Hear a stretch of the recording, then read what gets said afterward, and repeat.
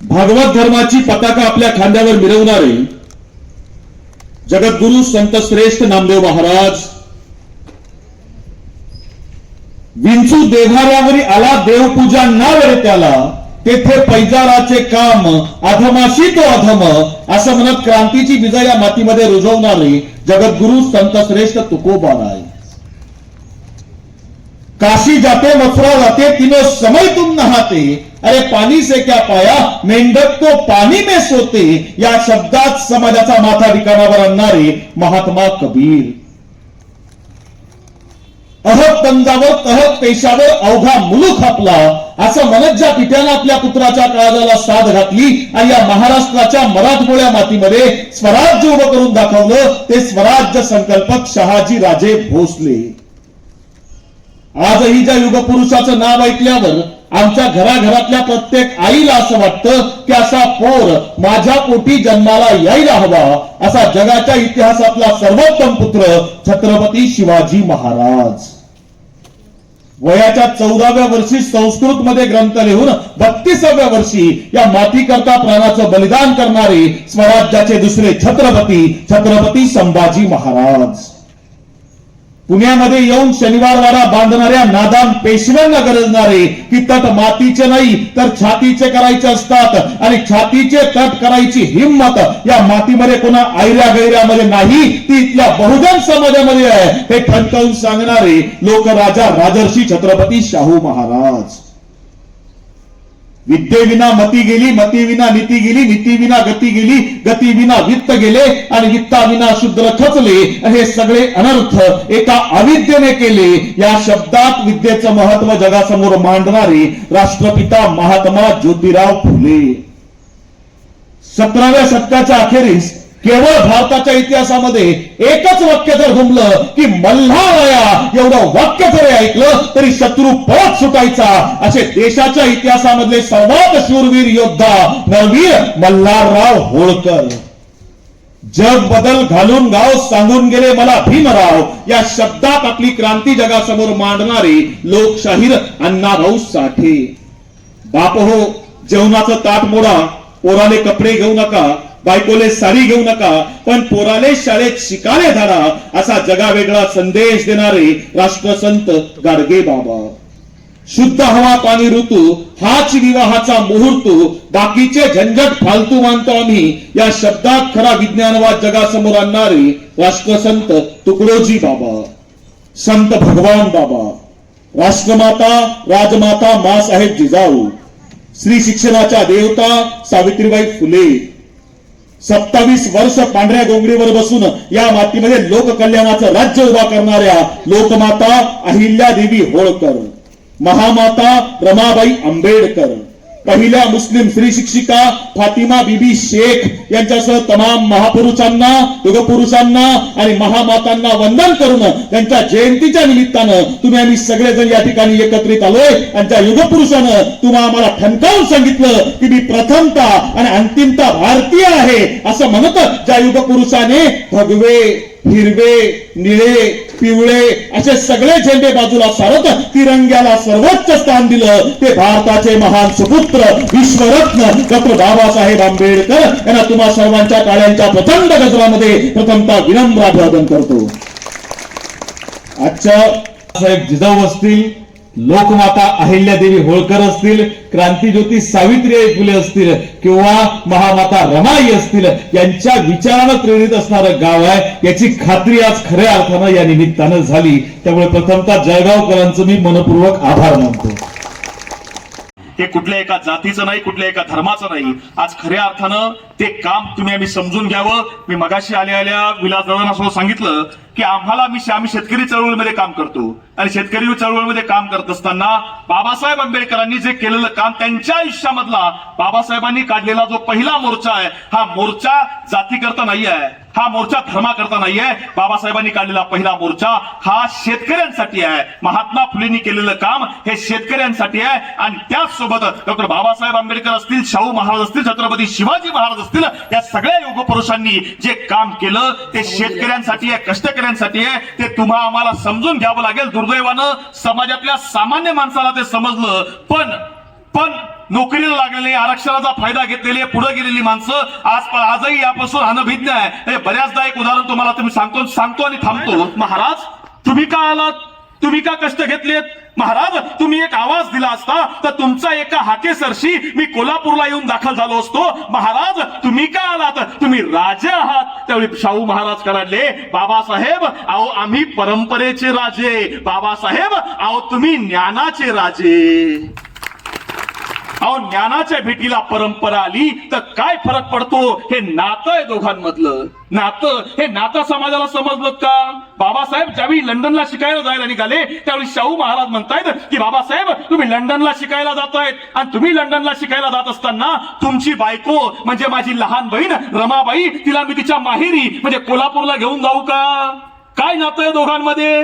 हेच शाहू महाराज आपली सख्खी चुलत बहीण चंद्रप्रभा देवी हिचा लग्न यांचा विवाह इंदूरच्या होळकर घराण्यामध्ये करून देतात. आज आम्ही म्हटलं आंतरजातीय विवाह करा, आमची माणसं पटकन तयार होणार नाहीत. शाहू महाराज छत्रपती आहेत आणि छत्रपतींनी त्या काळामध्ये आपल्या बहिणीचं लग्न हे धनगर कुटुंबामध्ये त्या काळात लावून दिलं होतं. जातीपातीच्या पलीकडे जाऊन विचार करायची संकल्पना जी आहे ना ही शाहू महाराजांनी त्या काळामध्ये रुजवली. आम्हाला सांगावं लागेल की आमच्यामध्ये आज जात असू दे, आमच्यामध्ये जातीपातीचे जे वाद खऱ्या अर्थानं लावण्याचे प्रयत्न जर हे राजकीय लोक करत असतील ना तर ते आम्हाला उलथवून टाकावं लागेल. आम्हाला यांना सांगावं लागेल. परवा म्हणजे मला आता भारताचं राज्यघटना जी आहे डॉक्टर बाबासाहेब आंबेडकरांनी लिहिली. बाबासाहेबांनी लिहिली राज्यघटना कुणा जातीचे का कुणा धर्माकरता लिहिली आहे का? बाबासाहेबांनी राज्यघटना लिहिली आहे. या राज्यघटनेमध्ये कलम क्रमांक 341 काय एससीला आरक्षण दिलं. कलम क्रमांक 340 एसटीला आरक्षण दिलं आणि या दोघांच्या आधी कलम क्रमांक 340 नुसार ओबीसीला आरक्षण दिलं. मला वाईट याचं वाटतं की आज लोकप्रतिनिधी म्हणून घेणाऱ्या एका आमच्या लोकप्रतिनिधींनी किंवा या भागामधल्या केंद्रीय राज्यमंत्र्यांनी सांगावं की धनगर समाजाला आम्ही आरक्षण मिळू देणार नाही. आणि ही कोणती भूमिका आहे? ही कोणती भूमिका आहे? बाबासाहेबांनी जातपात बघितली नव्हती, शिवाजी महाराजांनी जातपात बघितली नव्हती, यशवंतराव होळकरांनी मल्हारराव होळकरांनी जातपात बघितली नव्हती. तुम्ही पदावरती आहात आणि जर तुम्ही म्हणत आहात की धनगर समाजाला आम्ही आरक्षण मिळू देणार नाही, अहो तुम्ही असं म्हटलं पाहिजे की कोणाच्या हक्काचं देणार नाही पण धनगर समाजाला आम्ही आरक्षण मिळवून देणार. ही लोकप्रतिनिधींची भूमिका असली पाहिजे. ही भूमिका मांडावी लागेल. पण धनगर समाजाच्या आरक्षणाला ज्यांचा विरोध आहे ना त्यांना आमचा विरोध आहे. आम्हाला कोणाच्या अधिकाराचं नको, कोणाच्या ताटामधलं नको, पण गोरगरीब धनगर समाजाला आरक्षण मिळालं पाहिजे. ते तुम्ही कोणी दिलं होतं? ते कोणी दिलं होतं? म्हणजे धनगर बांधवांना, एससी बांधवांना सगळ्यांना विनंती आहे आम्हाला समजून घ्यावं लागेल ना. बाबासाहेब आंबेडकर जेव्हा आज खऱ्या अर्थानं ज्या समाजाला त्या काळामध्ये नेता नव्हतात ना त्या काळामध्ये नेतृत्व द्यायचं काम डॉक्टर बाबासाहेब आंबेडकरांनी केलं.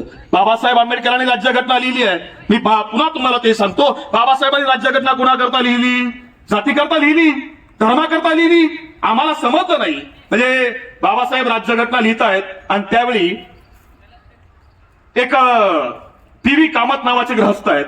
हे म्हणतायत काय की बाबासाहेब तुम्ही राज्यघटना लिहितायत पण बाबासाहेब राज्यघटनेची सुरुवात ही तुम्ही ओम नमः शिवाय नावाने केली पाहिजे का? कारण हा देश धार्मिक आहे. आता बाबासाहेब काहीच बोलले नाहीत. त्यानंतर मुस्लिम समाजाचे सादिल्ला खान नावाचे एक गृहस्थ आहेत. हे म्हटले बाबासाहेब तुम्ही राज्यघटना लिहितायत पण राज्यघटनेची सुरुवात जर तुम्ही अल्लाच्या नावानं केली तर खूप चांगलं होईल. बाबासाहेब काहीच बोलले नाहीत. त्यानंतर बौद्ध समाजाची काही लोक बाबासाहेबांना भेटायला गेली आणि त्यांनी बाबासाहेबांना सांगितलं बाबासाहेब तुम्ही राज्यघटना लिहितायत पण राज्यघटनेची सुरुवात जर तुम्ही बुद्धाच्या नावानं केली तर खूप चांगलं होईल. बाबासाहेब काहीच बोलले नाहीत. मारवाडी जैन समाजामधील लोक बाबासाहेबांना जाऊन भेटली आणि सांगितलं बाबासाहेब वर्धमान महावीरांनी शांतीचा संदेश दिलाय आणि हा शांतीचा संदेश जगाकरता आदर्श आहे. तुम्ही राज्यघटनेची सुरुवात जर महावीरांच्या नावानं केली तर खूप चांगलं होईल. बाबासाहेब काहीच बोलले नाहीत आणि या विषयावर ज्यावेळी बाबासाहेब संसदेमध्ये बोलायला उभे राहिले त्यावेळी बाबासाहेब म्हणतायत की मी लिहित असणारी राज्यघटना ही कुण्या एका जातीची नाहीये, कुण्या एका धर्माची नाहीये. मी लिहित असणारी राज्यघटना ही समस्त भारतीयांची आहे आणि म्हणून या राज्यघटनेची सुरुवात ही भारतीयांच्या नावाने होणार. वाचून बघा राज्यघटनेची सुरुवात आहे काय? आम्ही भारताचे लोक, आम्ही भारताचे लोक कलम क्रमांक 1 देशाचं नाव निश्चित केलं. Bharat that is India. पुन्हा चंद्र सूर्य असेपर्यंत नावात बदल होऊ शकत नाही. कलम क्रमांक 2, 3 नवीन राज्यांची निर्मिती केली. कलम क्रमांक 14 समानतेचा अधिकार दिला. लिहायचा, बोलायचा, वाचायचा, व्यक्ती स्वातंत्र्याचा, धर्म स्वातंत्र्याचा अधिकार दिला. प्राथमिक शिक्षण सक्तीचं केलं. तेव्हा धर्माच्या नावावर लुटीला तुरुंगवास केला. कलम क्रमांक 341 एससीला आरक्षण दिलं. 342 एसटीला आरक्षण दिलं. आणि या दोघांच्या आधी कलम क्रमांक 340 ओबीसींना आरक्षण दिलं. किती ओबीसींना कळालं की आपल्याला मिळालेलं आरक्षण डॉक्टर बाबासाहेब आंबेडकरांमुळे होतं? किती एसटी वर्गाला कळालं की आम्हाला मिळालेलं आरक्षण हे डॉक्टर बाबासाहेब आंबेडकरांमुळे होतं? त्या काळामध्ये आणि आजच्या काळामध्ये सुद्धा आदिवासी समाजाला देश पातळीवरचा नेता नाहीये. बाबासाहेब आंबेडकरांनी नेता नसताना सुद्धा आरक्षण दिलं. धनगर बांधवांना सुद्धा आव्हान आहे. त्या काळामध्ये धनगर बांधवांना सुद्धा राष्ट्रीय स्तरावरती नेतृत्व नव्हतं. नेतृत्व नसताना सुद्धा बाबासाहेब आंबेडकरांनी आरक्षण मिळवून दिलं. का? हा समाज वंचित आहे, हा समाज पाठीमाग आहे, यांना आरक्षण दिलं पाहिजे. पण आजचे लोकप्रतिनिधी जर धनगर समाजाच्या आरक्षणाच्या विरोधात भूमिका घेत असतील तर आम्हाला यांच्याबद्दल बोलावं लागेल, आम्हाला सांगावं लागेल कोणाच्या ताटामधलं आम्हाला नको, पण धनगर बांधवांना तुम्हाला आरक्षण द्यावं लागेल. का? कारण ती काळाची गरज आहे. का? ते डॉक्टर बाबासाहेब आंबेडकरांनी दिलं होतं. ते हे मराठा बांधवांच्या आरक्षणाच्या संदर्भात सुद्धा आमची भूमिका तेच आहे, ती द्यावं लागेल. आणि ह्या सगळ्यामध्ये हे जर द्यायचं असेल तर आपल्याला पहिल्यांदा बाबासाहेब समजून घ्यावे लागतील. पण दुर्दैव आमचं असं आहे की आम्ही सगळं वाटून घेतलं. युवराज दादा, आमच्याकडे सगळं वाटलं गेलं. आम्ही भाषा वाटल्या, आमच्या लोकांनी प्रांत वाटले, आम्ही गट वाटले, आम्ही गण वाटले, आम्ही मतदारसंघ वाटले. आमच्या लोकांनी आमचे महापुरुष सुद्धा वाटले. कसे? छत्रपती शिवाजी महाराज मराठ्यांचे, महात्मा फुले माळ्यांचे, बाबासाहेब आंबेडकर दलितांचे, अण्णाभाऊ साठे मातंगांचे, गाडगे बाबा धोब्यांचे, अहिल्यादेवी धनगरांच्या, भगवान बाबा वंजारींचे, सेवालाल महाराज बंजाऱ्यांचे, सगळं वाटलं गेलं. आता निसर्गानं निर्माण केलेले रंग सुद्धा वाटले जायला लागले. कसे?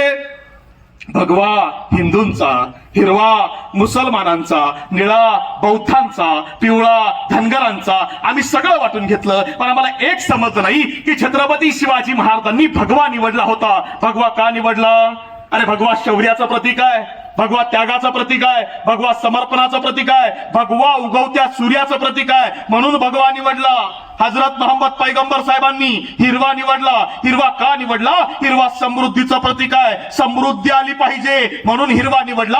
तर डॉक्टर बाबासाहेब आंबेडकरांनी निळा निवडला. निळा का निवडला? निळा या आकाशाचं प्रतीक आहे. या आकाश जसं सगळ्यांना समान सामावून घेतं तसं मला सगळ्यांना समान न्याय द्यायचा आहे, तेवढ्या करता निळा निवडला. ही विचारधारा आहे, साधी सोपी विचारधारा आहे. आणि ही विचारधारा आम्हाला आमच्या पोरांना शिकवावी लागेल, आम्हाला आमच्या पोरांना द्यावी लागेल. पण तुम्हाला असं वाटतं की शाळेमध्ये मिळणार आहे? नाही मिळणार शाळेमधून. म्हणजे मी तुम्हाला जे काही सांगितलं त्यातलं एकही उदाहरण शाळेमध्ये नाही साहेब. का शाळेमध्ये नाही? तर मी स्वतः पाठ्यपुस्तक निर्मिती मंडळाला 5 वर्ष सदस्य आहे. म्हणजे जी पुस्तकं तयार होतात ना, त्या पुस्तकं तयार होण्याच्या कमिटीवरती सदस्य आहे. नाही शिकवलं जात. आम्हाला नाही सांगितलं गेलं अहिल्यादेवींनी काय केलं, आम्हाला नाही सांगितलं गेलं यशवंतराव होळकरांनी या मातीमध्ये कोणता संघर्ष उभा केला. आम्हाला समजलं नाही की दिल्लीमध्ये गेलात ना, दिल्लीमध्ये संसद आहे, संसद. दिल्लीमध्ये जाऊन बघा, राष्ट्रपती भवन आहे, संसद आहे. ही संसद कोणाच्या जागेवर आहे माहिती आहे? कोणाच्या जागेवर आहे? स्वातंत्र्य मिळाल्यानंतर संसद बांधायला दिल्लीमध्ये जागा उपलब्ध नव्हती. आणि दिल्लीमध्ये असणारी जी जागा आहे ती जागा तुकोजीराव होळकरांच्या नावावर होती. सरकारनं तुकोजीराव होळकरांना विनंती केली की आम्हाला संसद बांधायला जागा द्या. तुकोजीराव होळकरांनी जागा दान करून टाकली. माझा बस सवाल एवढाच आहे की संसद एक बांधाय करता तुकोजीराव होळकरांनी जागा दिली, पण तुकोजीराव होळकरांचा विचार सांगणारे किती लोक संसदेमध्ये आहेत? किती लोक आहेत? आम्हाला विचारावं लागेल, आम्हाला अभ्यास सांगावं लागेल की आमचा वारसा तो आहे, आमचा विचार आम्हाला सांगायचा. पुस्तकांमधून हे मिळत नाही. बरं, तुम्ही म्हणाले शाळेत का शिकवत नाही? आता तुमची जर पोरं शाळेमध्ये असतील ना, आता मला हे सांगा, तुमचं एखादं पोरग शाळेमध्ये असेल ना कॉलेजचं, त्याला जरा समोर उभं करा, म्हणजे आम्हाला समजेल की आमच्या पोरांची परिस्थिती काय आहे. आता तो दोष पोरांचा नाही, दोष आईचा पण आहे, दोष बापाचा पण आहे. कारण आता जर तुमच्या घरात, कारण हातामधला मोबाईल आणि घरातला टीव्ही आमच्या पोरांना काही सुधरू देत नाही. म्हणजे पोरांचंच काय, आई बापाची अवस्था तशीच आहे. म्हणजे हे पोरग आंघोळीला जायला निघालंय, आंघोळीला, आणि आंघोळीला जात असताना बाप विचारतोय, बाळा कुठं चाललायस? पोरग म्हणतं आंघोळीला चाललोय. आंघोळीला चाललायस तर मग मोबाईल हातात का घेऊन चाललायस म्हटला. पोरग म्हटलं मग बादली भरेपर्यंत काय करू म्हटला. ही परिस्थिती आहे. मग पोरांना शिकवायचं कोणी? सांग. पोरं आमचं अनुकरण करणार आहेत साहेब. म्हणजे बाप जे वागतो तेच पोरं करणार आहेत, आई जे वागते तेच पोरं करणार आहेत. आणि त्यामुळे शाळांची अवस्था इतकी वाईट आहे, शिक्षणाची अवस्था इतकी. तुमचं शाळा कॉलेज मधलं एखादा पोरग असेल ना, आमच्या पोराला समोर उभं करा. आमच्या ज्या पोराला मराठीचं कळतं त्याला हिंदीचं कळत नाही, ज्याला हिंदीचं कळतं त्याला इंग्रजीचं कळत नाही, ज्याला आर्ट्सचं कळतं त्याला सायन्सचं कळत नाही, ज्याला सायन्सचं कळतं त्याला कॉमर्सचं कळत नाही, ज्याला मेडिकलचं कळतं त्याला इंजिनिअरिंगचं कळत नाही, ज्याला इंजिनिअरिंगचं कळतं त्याला फार्मसीचं कळत नाही, आणि ज्याला काहीच कळत नाही तो शिक्षण संस्था काढल्याशिवाय राहत नाही. हे सगळ्यात मोठं दुर्दैव आहे. हे चालवायचं कसं? अवस्था वाईट आहे. अहो, तुम्हाला उदाहरण सांगतो. 5-6 महिन्यापूर्वीची गोष्ट आहे. माझा छत्रपती संभाजीनगरला म्हणजे जुन्या औरंगाबादला व्याख्यान होतं. आता रोज प्रवास करायला लागतो. अरे साहेब, पाठ दुखते. त्यामुळे विचार केला की आपण पुण्यामध्ये राहतोय, शिवाजीनगरला येऊ बस स्टँडला आणि शिवशाहीमध्ये जाऊया. शिवाजीनगरला सचिनदादा आलो, बस स्टँड जवळ आलो, त्या शिवशाही गाडीमध्ये बसलो. शिवशाही चालू झाली आहे आणि ती शिवशाही अहमदनगर पर्यंत आली. अहमदनगरला आल्यावर माझ्या बाजूच्या सीटावर एक म्हातारी आजी येऊन बसली. आजीसोबत एक 3-4 वर्ष वयाचं पोरग होतं, नातो असेल आजीचा. आणि गाडी चालू झाली आहे आणि गाडी चालू झाल्यावर त्या आजीला झोप लागते. पण ते पोरग काय आजीला झोपून येत नाही. सारखी आजीची पिशवी ओढ, आजीचा पदर ओढ, आजीची पाण्याची बाटली ओढ, सारखं आजीला त्रास देतोय. बराच वेळ गोंधळ चालू आहे आणि बऱ्याच वेळानं आजी मला म्हटली, बाळा मला जरा मदत करतो का?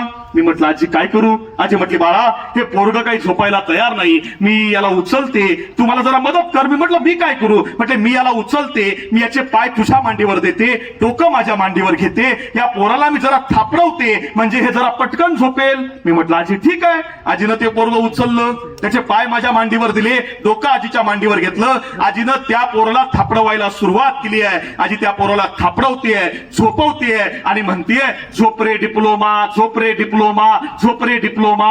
आता मला काही कळे ना, म्हातारी या पोराला डिप्लोमा का म्हणतेय? मी आजीला विचारलं, आजी तू या पोराला डिप्लोमा का म्हणतीये? आजी म्हटली, बाळा यो माझा नातू आहे, माझ्या पोराला डिप्लोमा करायला पुण्याला पाठवला होता, त्यानं डिप्लोमा काही केला नाही, तो यालाच घेऊन आला म्हणून याचंच नाव डिप्लोमा ठेवलं. म्हटला, ही घराघरांमधली परिस्थिती आहे. मग पोरं शिकवायची कोणी?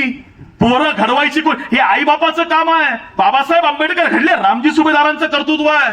छत्रपती शिवाजी महाराज घडलेत ना, तर शिवाजी महाराजांमागे जिजाऊंची पुण्याई आहे, शहाजी महाराजांची पुण्याई आहे. अहिल्यादेवी घडल्यात ना, मानकोजी शिंदेची आणि मल्हारराव होळकरांची पुण्याई आहे. आई बापाला पोरग जन्माला आलत ना, हातावर घेते आमची आजी, आणि हातावर घेतल्या घेतल्या आजी म्हणते, पोराचे डोळे बापासारखे आहेत, नाक आजीसारखं आहे, चेहरा आजोबासारखा आहे. अरे जे पोरग डोळ्यानं बापासारखं, नाकानं आजोबासारखं, चेहऱ्यानं आजीसारखं आहे, जे रंगारूपानं आमच्यावर आहे, मग संस्काराने कुणावर जाणार आहे? आमच्यावरच जाणार आहे. मग आम्ही काय देतोय आमच्या पोरांना? आम्ही काय शिकवतोय आमच्या पोरांना? आम्हाला आमच्या पोरांना महापुरुषांचा खरा इतिहास हा समजावून सांगावा लागेल. बाबासाहेबांनी काय केलं, महात्मा फुलेंनी काय केलं, सावित्रीबाईंनी काय केलं, आम्हाला हे सगळ्यांना सांगावं लागेल. त्या काळामध्ये बाबासाहेब आंबेडकरांनी शिक्षण संस्था उभी केली. आज छोटी तरी आमचा माणूस बापाचं नाव देतोय, पोराचं नाव देतोय, पोरीचं नाव देतोय. बाबासाहेब आंबेडकरांनी शिक्षण संस्था उभी केली, नाव काय द्यावं? देऊ शकले असते रामजी सुभेदार शिक्षण संस्था, देऊ शकले असते ना बाबासाहेब आंबेडकर शिक्षण संस्था, देता आलं असतं. रमाई नॉलेज हब, नाही दिलं. नाव काय दिलं? People's education society. पीपल्स म्हणजे माणसं, लोक, हे लोकांचं आहे, लोकांसाठी. मुंबईमध्ये पहिलं महाविद्यालय उभं केलं, नाव दिलं सिद्धार्थ महाविद्यालय. सिद्धार्थ का? सिद्धार्थ हे बुद्धाचं नाव आहे. माझ्या महाविद्यालयामध्ये येणाऱ्या विद्यार्थ्यानं सिद्धार्थ सारखं यावं आणि बुद्ध बनून बाहेर जावं, तेवढ्या करता सिद्धार्थ महाविद्यालय. दुसरं कॉलेज उभं केलं औरंगाबादला, नाव दिलं मिलिंद महाविद्यालय. मिलिंद का? मिलिंद हा ग्रीक तत्ववेत्ता आहे, त्यानं जगाला आव्हान दिलंय, कुणीही यावं माझ्यासमोर जगातल्या कुठल्याही विषयावर भांडावं, मी झारलो तर समोर सांगेल तसं करणार. ग्रीक माझा राजा येतो आणि त्या राजासमोर एक बौद्ध भिक्खू गेलाय आणि त्या बौद्ध भिक्खू नावाच्या नागसेनानं त्या मिलिंदला हरवलं. मिलिंद विचारतोय, बोल तुला काय पाहिजे? नागसेन म्हटलं, मला काहीच नको, तू एक काम कर, तू बुद्ध धम्माचा स्वीकार कर. मिलिंदनं बुद्ध धम्म स्वीकारला. बाबासाहेबांनी त्या मिलिंदचं नाव महाविद्यालयाला दिलं आणि सांगितलं, माझ्या महाविद्यालयामधल्या विद्यार्थ्यांनी त्या मिलिंद सारखं बुद्धिमान झालं पाहिजे, तेवढ्या करता केलं हे सगळं. आणि संघर्ष हे करताना हे संघर्ष आहे. मला एक सांगा, एवढ्या संख्येनं माझ्या माता भगिनी तुम्ही आम्ही जमलो त्या ठिकाणी, काय संघर्ष केला असेल? मला समाधान वाटलं तुमच्या गावामध्ये आल्यावर की एवढ्या संख्येनं तुम्ही इथं जमलायत. मला एक सांगा, आज या ठिकाणी बाबासाहेबांनी जर ठरवलं असतं, आजचा जो दिवस आहे ना, हा जर उगवला नसता तर काय झालं असतं? 133 वर्षांपूर्वी 14 एप्रिल 1891 ही जी पहाट जर उगवली नसती तर आज तुमची आमची अवस्था काय राहिली असते? आम्ही विचार केला.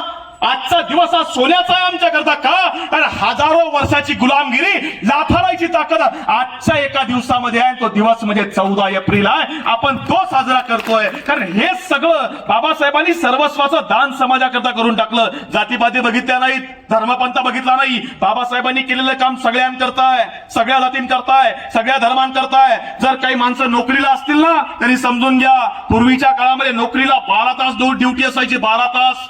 बाबासाहेब आंबेडकर कायदा मंत्री झाले आणि कायदा मंत्री झाल्यावर बाबासाहेबांनी पहिला निर्णय घेतला, 12 तास ड्युटी चालत नाही, 8 तास नोकरी असली पाहिजे. आणि कायदा मंत्री पदावर असताना, कामगार मंत्री पदावर असताना बाबासाहेबांनी 12 तासावरून नोकरीचे 8 तास केले. आज पीएफ प्रॉव्हिडंट फंड जो आमचा कट होतो ना, त्या प्रॉव्हिडंट फंडाची सुरुवात डॉक्टर बाबासाहेब आंबेडकरांनी त्या काळामध्ये केली आहे. गरोदरपणाच्या काळामध्ये स्त्रियांना पगारी सुट्टी जी मिळते ना, त्या सुट्टीची सुरुवात डॉक्टर बाबासाहेब आंबेडकरांनी केली आहे. दिवाळीच्या काळामध्ये जो बोनस मिळतो ना, त्या बोनसची सुरुवात डॉक्टर बाबासाहेब आंबेडकरांनी केली आहे. आमच्या खिशामध्ये जे पैसे आहेत ना, रुपया, या रुपयाची किंमत सुद्धा डॉक्टर बाबासाहेब आंबेडकरांनी ठरवली आहे. आणि या देशामध्ये जे चलन फिरतं ना, हे रिझर्व्ह बँक फिरवते. या रिझर्व्ह बँकेच्या स्थापनेची संकल्पना सुद्धा डॉक्टर बाबासाहेब आंबेडकरांनी पेरली आहे. बाबासाहेब आंबेडकरांनी हा विचार संपूर्ण देशभरामध्ये, जगभरामध्ये कोरला. ते बाबासाहेब काय जगले असतील? बाबासाहेबांची पत्नी रमाबाई काय जगली असेल? म्हणजे आमच्याकडे कैलासदादा जर नवरात्र लागलेत ना, नवरात्रमध्ये आमच्या आईला विचारलं की आज कोणती साडी, आमची आई म्हणते नाही, मला पहिल्यांदा रंग बघू दे, आजचा रंग कोणता आहे. म्हणजे एका वर्तमानपत्राने एक जाहिरात काढली होती साहेब मधल्या काळामध्ये. त्या वर्तमानपत्रामध्ये आजचा रंग नारंगी, आजचा काळा, आजचा पिवळा. आमच्या माता भगिनींनी तेच करायला सुरुवात केली आहे. 9 दिवसाचे 9 रंग. माझा प्रश्न असा आहे, बाबासाहेब आंबेडकरांच्या पत्नी रमाईंकडे किती साड्या होत्या? बाबासाहेबांनी जर ठरवलं असतं की मला नाही करायचं काही समाजाकरता काम, मला पैसा कमवायचा आहे, बाबासाहेब आज टाटा, बिर्ला, अंबानी कधी नव्हते सुद्धा, त्या काळामध्ये बाबासाहेब उद्योग मंत्री होऊ शकले असते. बाबासाहेबांनी ठरवलं असतं की आपल्याला नाही करायचं हे सगळं, आपण फक्त स्वतःकरता पैसा कमवायचा, आपण वकील आहोत, तर बाबासाहेबांनी एवढा पैसा कमवला असता की आज भारतातल्या कुठल्याही वकिलाला कमवता आला नसता एवढा पैसा डॉक्टर बाबासाहेब आंबेडकरांनी कमवला असता. हे काम सहज करता आलं असतं, पण बाबासाहेबांनी केलं का?